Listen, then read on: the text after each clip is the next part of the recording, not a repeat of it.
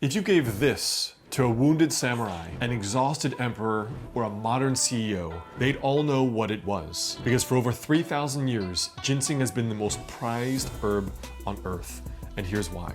From royal courts to battlefield camps, ginseng has been revered for one thing: vital energy. But what is it really? And why has it outlasted every dynasty, every culture, and every medicine trend for 3,000 years? So what actually is ginseng? Ginseng is the root of a plant in the Panax family. Panax means panacea, as in a cure-all, and for thousands of years, that's how it was viewed. Not as a quick fix, but a life-giving tonic. It's not something like caffeine. You don't need to take it to feel a jolt.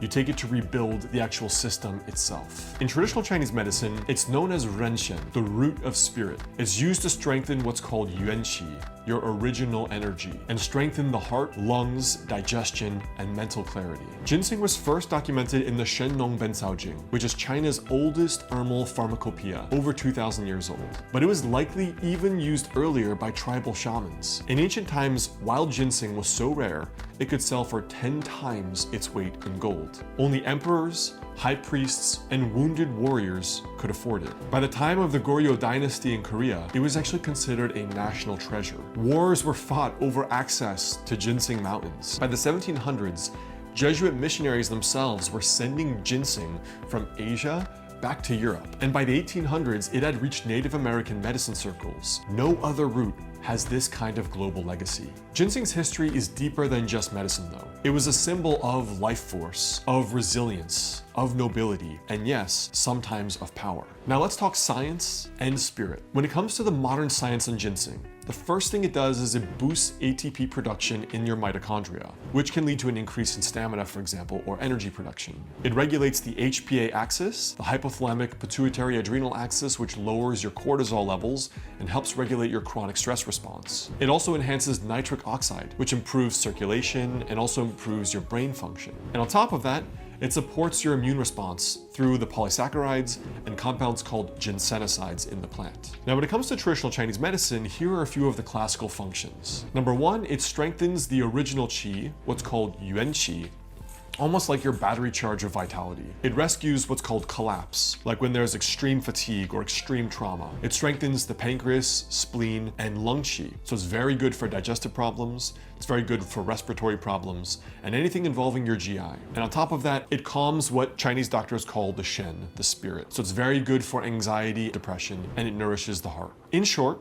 ginseng helps restore what's been depleted, whether that's from trauma, age, stress, or overwork. Ginseng is very, very powerful, but it's not for everyone. You should avoid ginseng if you already feel wired, jittery, or what's called heat dominant. You have an acute infection with a fever or a sore throat. You have uncontrolled high blood pressure, because sometimes it can increase blood pressure, especially taken over time. Or if your stress is a kind of up and out stress, like irritability and rage, not a kind of exhausted stress, you shouldn't be taking it. Now, ginseng is a tonic, not a stimulant. If you give it to someone with a full tank, it can actually overflow the system. But to someone who's actually drained, it can be life-changing.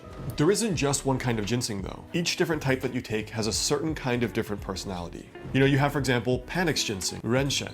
We say that it's warming, it strengthens your yang, and it's used for exhaustion. So it's best for cold, weak, and exhausted people. This is really commonly used in Chinese medicine. A second type is called Korean red ginseng. This kind of ginseng is steamed, which makes it more hot and makes it more activating. So we often use this more in older adults, more in chronic fatigue cases, or more with recovery and elderly people. A third type is called American ginseng or xiangshen. This type is more cooling and it nourishes the yin. So the yin is basically anything that generates moisture and fluid. It's great for people with stress and also heat signs, like more anxiety, more irritability, and more insomnia. And a final kind of ginseng is called Siberian ginseng or eleuthero. Now, this is not really true ginseng, but it's considered an adaptogen. So this is basically something that's excellent for daily stress resilience, and it's not quite as deep in action as the other kinds of true renshen that we use. You can think of these as tools for different bodies. Now, the goal isn't just the hype of taking some kind of ginseng, the goal is actually regulating your system. So if you're considering ginseng, here's how I actually recommend using it or taking it. Start pretty low, 200 to 400 milligrams extract, or 3 to 6 grams of whole herb decoction. Avoid taking it at night, because for some people it can disrupt your sleep if you're pretty sensitive. Take it for 2 to 3 weeks at a time, then take a break. And it's best to take for some people with food or warm liquids. Now, if you're feeling more stable energy, better mood, and calmer focus, you're using it right. So ginseng isn't just a root.